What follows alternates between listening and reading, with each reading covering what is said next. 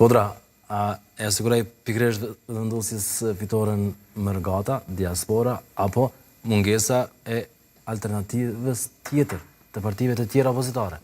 Janë të dëgja, fitoren e ka thellu Mërgata. Nuk ka fare. Në qoftë se janë 150.000 ose 200.000 votat Mërgatës, bojnë përqindjet më dhe, jena me 10-12%. Nivel përgjithshëm, 12%. Gjitha për vetë vendosën kanë shku e pjesërisht. Kanë shku, për shumë në qoftë se a i po me post, a kënë 72%. Po mirë, da është vullneti tyne. Po, i kanë qenë tjerat për fasi diplomatike, kanë qenë paqë. Edhe me rezultatet e banorëve rezident, ka qenë, do me thonë, lëvizjave të vendosjen e partijës cila ka njohur një fitore dhe do ta njefte. Po, në këto përmasa, mendoj që është faktor që është thellu ekskluzivisht Mërgata. Unë i ftoj partitë politike që mos të ndalen shumë të ky debat i cili po prodhon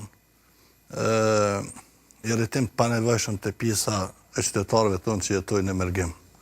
Madje mendoj që është keq menaxhuar nga subjektet politike, veçanërisht ato opozitare ky debat, kur një pjesë e tyre nuk hezitun me dalë kundër datës 28, qikoj që dojke me pushimet e mërgjimtarëve tonë që do t'i kalanin në vendin tonë, dhe të kishin mundësinë e ushtrimit të drejtës së votës. Në zgjedhjet e nënshkurtit nuk ka qenë ky rezultat i Mërgatës, ka qenë më i balansuar.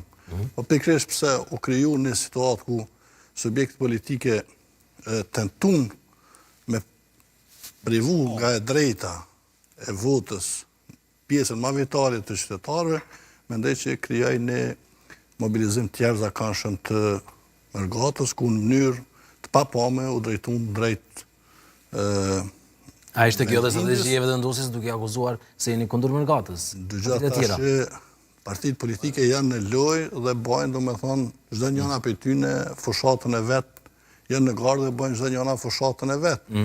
Tash aty duhet ketë njerëz që dinë me mendu strategjikisht dhe me komuniku me gjitha grupet e caktuara të shoqërisë. Po ka edhe një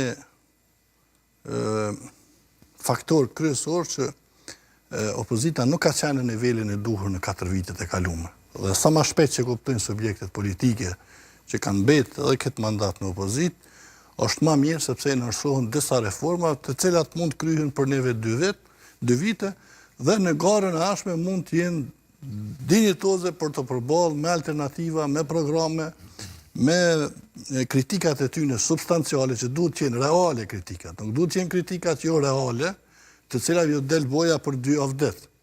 Ju e keni pasur sa shumë e demantojnë veten qëndrimet e shumë njerëzve për një periudhë shumë të shkurtër kohore nga kritikat artificiale të cilat kanë qenë të pastrukturuar dhe tërësisht irreale.